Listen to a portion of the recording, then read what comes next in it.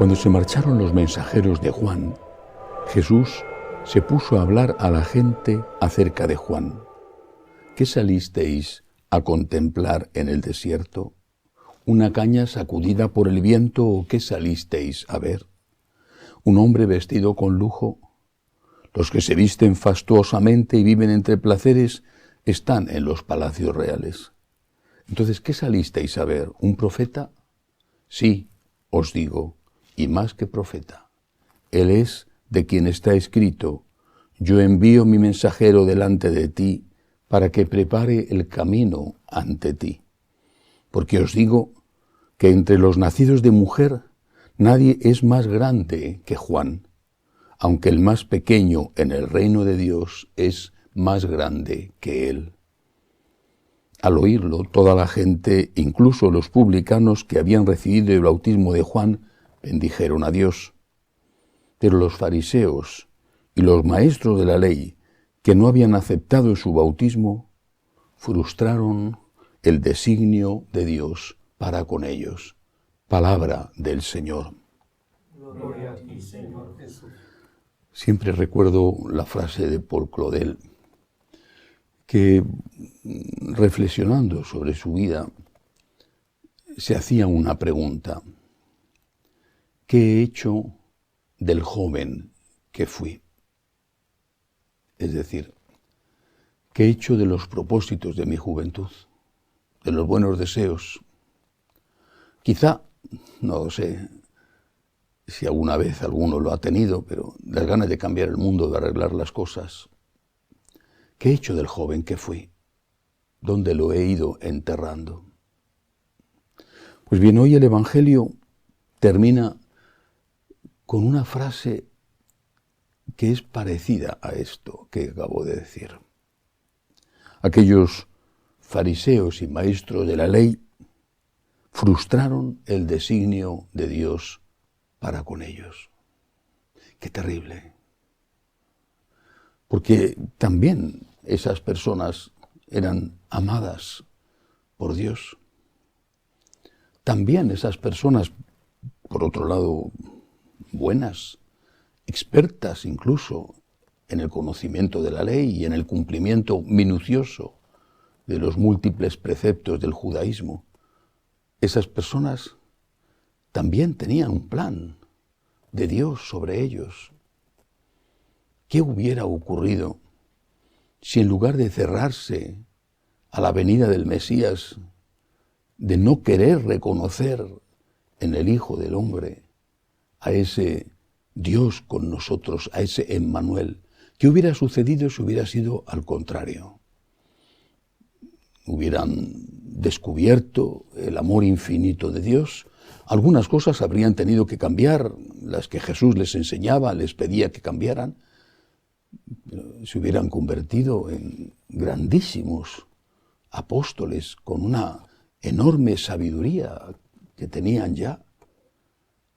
El pueblo judío que estaba presente no solamente en todo el Imperio Romano, la diáspora era inmensa, sino incluso entre los países de los que eran enemigos, los romanos, como por ejemplo el actual Irán, entonces Partia. La evangelización hubiera sido fulgurante. Había un designio de Dios sobre ellos que se frustró.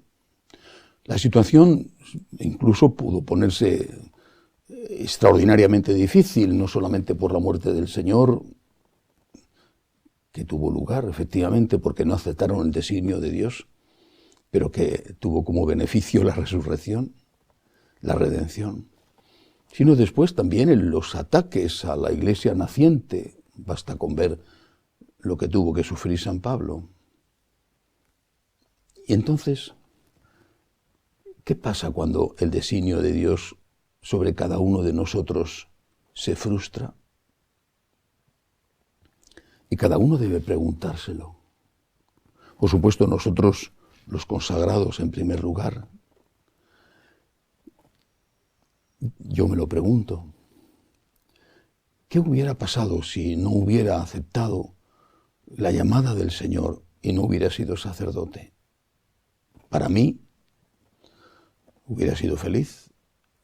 para las personas a las que he ayudado, en todos los sentidos, espiritualmente, económicamente, ¿qué hubiera pasado?